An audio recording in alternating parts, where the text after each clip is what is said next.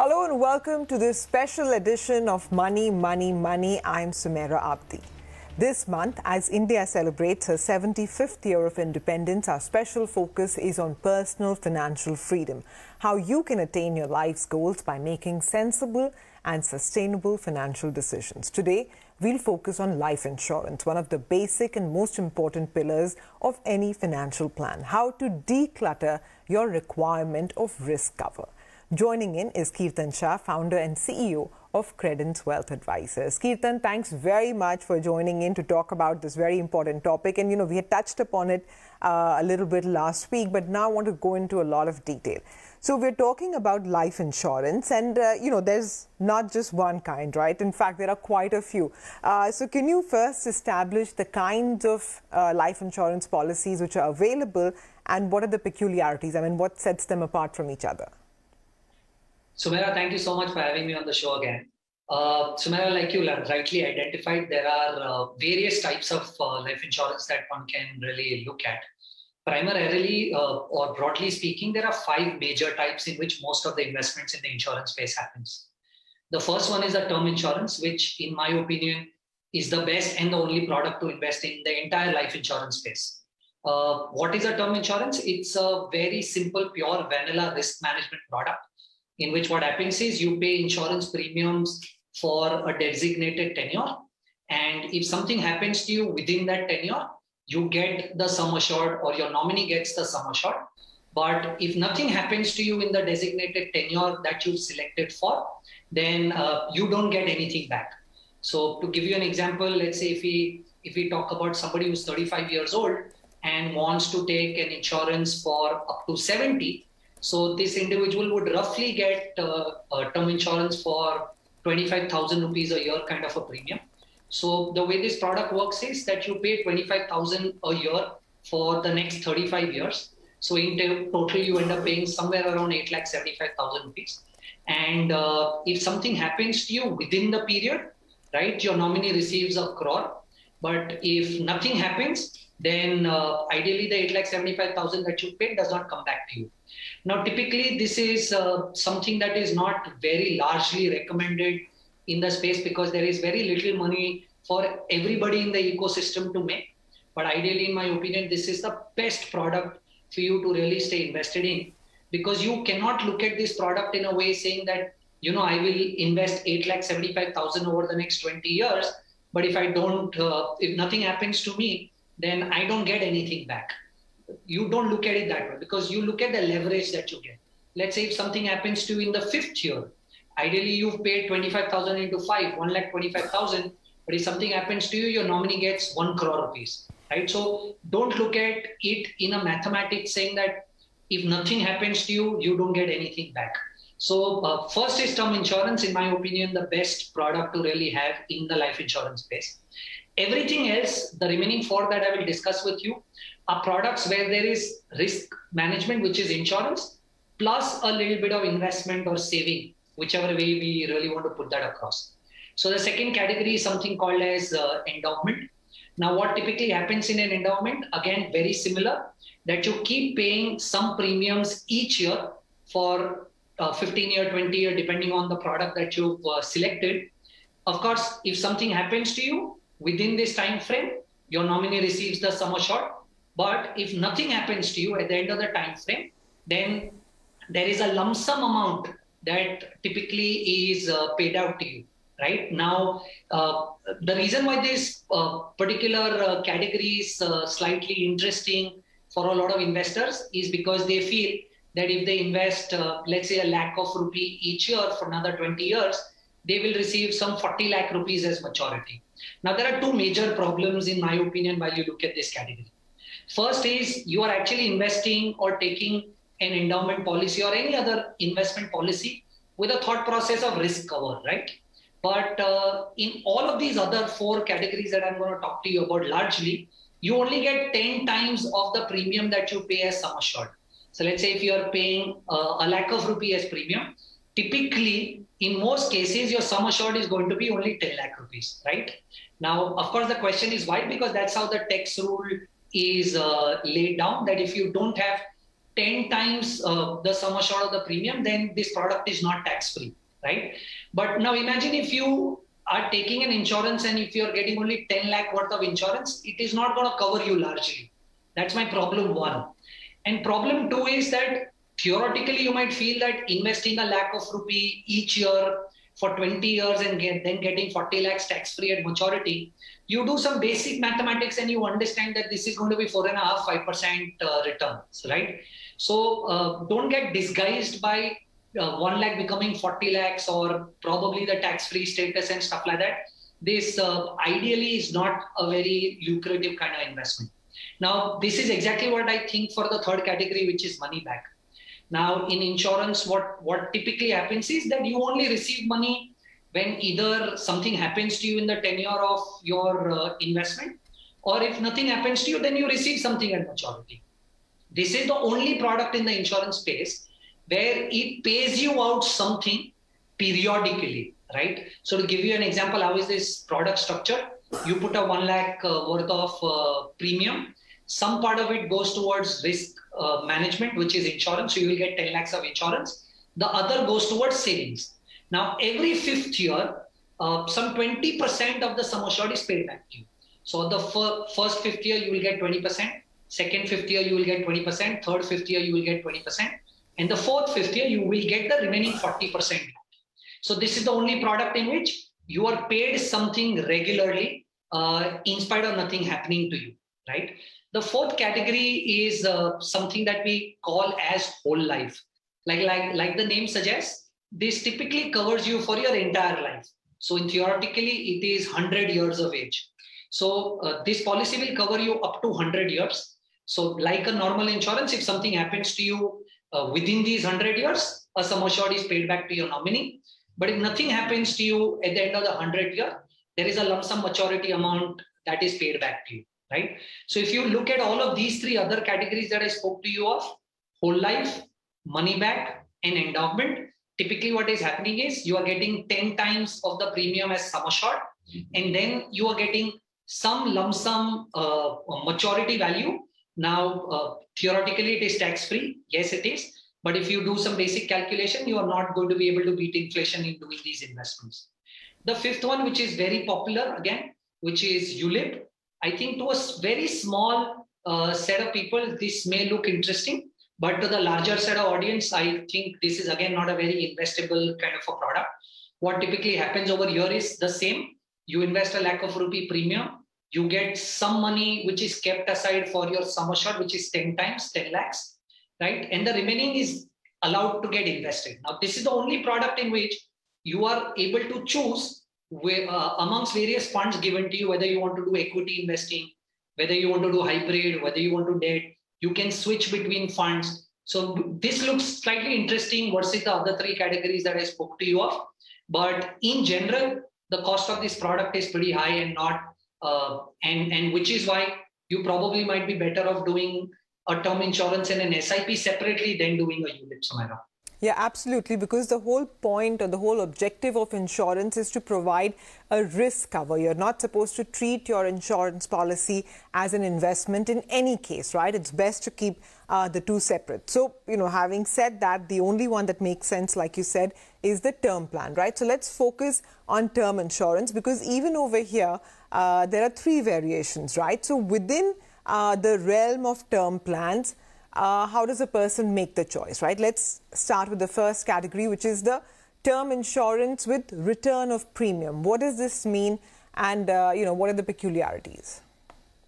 So, Sumaira, in my opinion, again, the basic plain vanilla term insurance is the best product for you to invest in. The variations of term insurance also don't make a lot of sense to me, and I'll tell you why. Let's talk for the first that you've identified, which is return of premium. What happens in a normal term insurance is that you keep investing your premium. If nothing happens to you, this entire premium that you paid is gone and nothing comes back to you. So there is this variant of term that the companies have introduced where they say that if you invest any premium each year, and if let's say at the end of the tenure nothing happens to you, then whatever the premiums that you paid minus the taxes, we will return all of those back to you. Now, this looks like a very interesting proposition to a lot of people, but it is not. And let me give you an example. Why do I say so? Let's say we talk about an individual born on the 1st of Jan 1985, and he takes a 39 years of insurance to cover him up to age 75. Now, if this guy takes a normal term insurance, then the normal term insurance will cost him roughly 22,157, inclusive of GST. But let's say if I talk about return of premium as a product, right? Then the insurance premium will be 42,672, right? Which means you are paying an additional 20,513 rupees to take this another product, which is return of premium, right? Now, return of premium, like I said, what it means is that if nothing happens to you, you will be paid back the premium into 39 minus whatever the GST was. Now, look at it this way. You are going to be covered for the same tenure, whether you take the plain vanilla or return of premium. So if something happens to you within the tenure, you're going to get the same amount of money. The discussion is that if nothing happens to you, then what? So you do basic mathematics and you understand that if nothing happens to you, how much are you going to be paid back? You're going to be paid back 42,670 minus whatever the taxation was into 39 years that you paid, right? Now you do basic calculations and you understand that you are largely going to make close to 3% or sub 3% on this additional money that you are paid back because nothing happened to you. Now, is it worth doing investment for? The answer is no. So yeah, you should typically not even look at variants of term insurance, look at only the pure term insurance. Okay, so there are two more variations, but we need to take a very quick break, but do keep it with money, money, money. We'll tell you about the other two variants in just a bit, and there's lots more coming up as well. Stay tuned.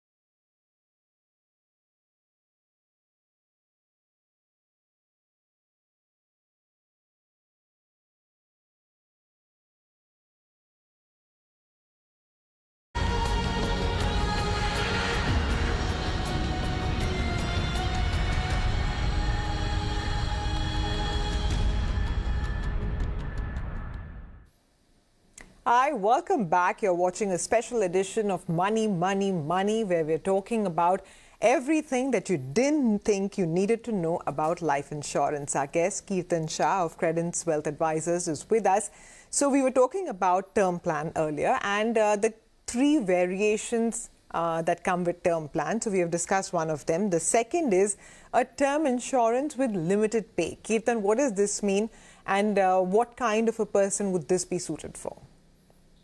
So Sumera, again, this product is advertised very uniquely and interestingly, right? So the way the advertisement will generally go is that they will say that instead of taking a pure term insurance, right, which will cost you, for the same example that we are talking about, 22,157 into 39, a total of 8,64,123.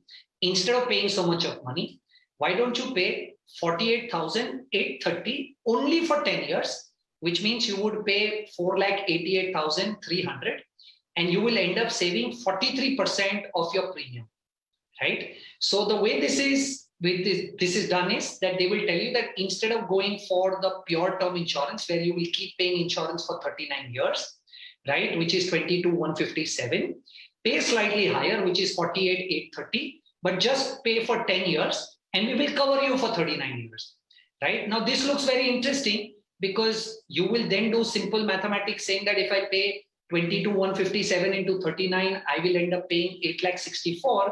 But if I pay 48,830 into 10 years, I will pay 4,88,000, right? So I'm going to save a lot of premium, right? But there are two major problems, in my opinion, that you should not, or rather think of before going for the limited pay. The first one is pure mathematics, basics, right? So let's say if you look at the present value of the cash flows in both these examples that we said, that if instead of looking at how much am I going to pay each year for 10 years or 39 years, let me convert both the cash flows into today's value and understand where am I paying more. So if you do it at 6%, you will understand that the regular premium that you are paying for 39 years, the plain vanilla product, you are ending up paying 3,51,100 in today's value. But if you look at the limited premium, which you thought was interesting, you are actually ending up paying 3,80,000. So you are actually paying close to 30,000 rupees more in today's value if you go for the limited pay product. That is one. But second, which is more interesting in my opinion is, let's say, for example, that either of the options that you select, right, there is a claim that arises in the 11th year. Now, what happens in the 11th year is that in the regular pay, which is the normal plain vanilla bond, you've paid some 2,20,000 so far. And when the claim occurs, your nominee will get 1 crore. But in the limited pay, what will happen is you've actually paid the entire 4,88,000, right, before the claim occurs, and hence the nominee gets 1 crore. So what is more important to understand is that the recovery of insurance premium for the insurance company is much faster in the limited pay. They're collecting almost all the money very quickly, right, which may not work good for the insuree or the investor. And hence, the lower the time frame, right, the more it inversely works in your favor. So you should avoid this as well, Sumera. Okay. Then there is a term plan which offers a life cover up to 99 years. Does this make sense?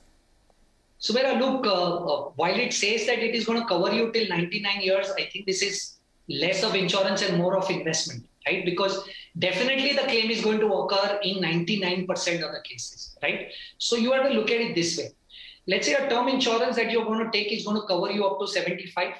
This product also up to 75 is as good as your term insurance, right? Anything happens to you, you will receive the sum assured which was supposed to be paid to you, right? Post that, post the 75th year up to the 99th year, this becomes more of an investment product, right? Is because the claim is going to come irrespective of whatever, because hardly either of us are going to stay up to 99 years. So between 75th to the 99th year, this largely, in my option or opinion, becomes an investment product. And if you do the same kind of calculation that I was telling you about, right, you are not going to make or end up making anything more than a 3-4% while you talk about investing, right? So again, in my opinion, all we do is stick to pure vanilla term insurance instead of any of these three variants that we spoke about, because the pure term insurance solves the purpose more than any of these other variants of the other types of insurance. We are better off looking at pure term insurance and investments completely separately in any other investment instrument that we are more comfortable with, Samira. Yeah, absolutely. Because, you know, even if you look at some comparisons between Ulips and mutual funds over longer time frames, you will find that diversified funds would have outperformed. But, you know, there are some zero-cost Ulips as well, which are now available. Would that variant make sense? I think that will make sense to a very small set of people, Sumera, and I'll tell you who.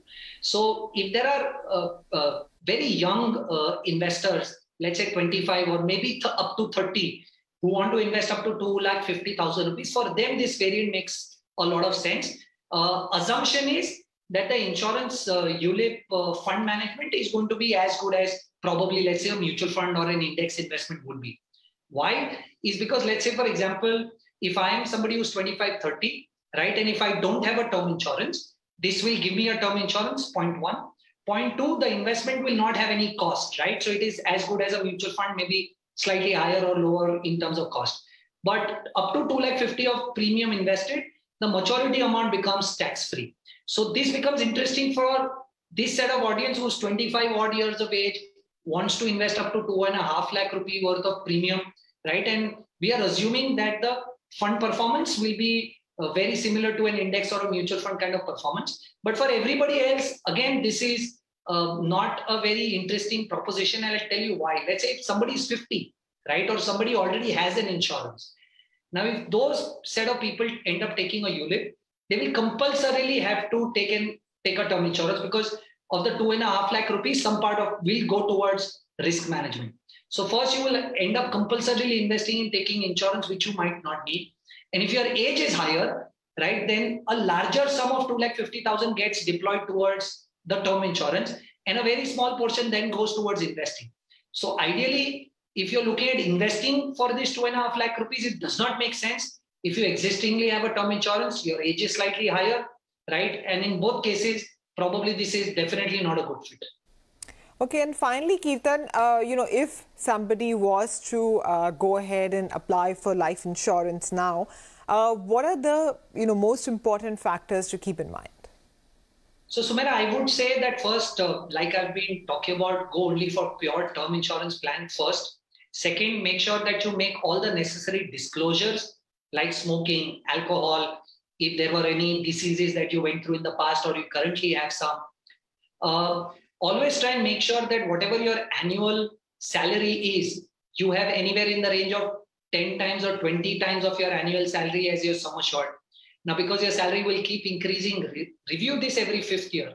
So at the end of the 5th year, if your salary is gone up, you will understand that 10 times of the salary will be slightly higher than the insurance you took in the past. So you top that up largely, right? Also make sure that, like I've been telling you, try and avoid everything else except term insurance, from the whole life to the money back or to the endowment or the ULIPs that we typically spoke of, because theoretically it might sound very fascinating that you are investing a lakh of rupee and 20 years later you will get 40 lakhs. But in terms of IRR or plain vanilla simple calculations, you will understand this is subpar inflation. In spite of the tax-free status, it does not make a lot of sense. And hence, always try and make sure that you keep your insurance and investments completely separately. Do not try and bring them together using insurance as a product. Kirtan, thank you very much for joining in to tell us everything we didn't think we needed to know about insurance. With that, we'll wind up on the special edition of Money, Money, Money, but we'll see you again next week.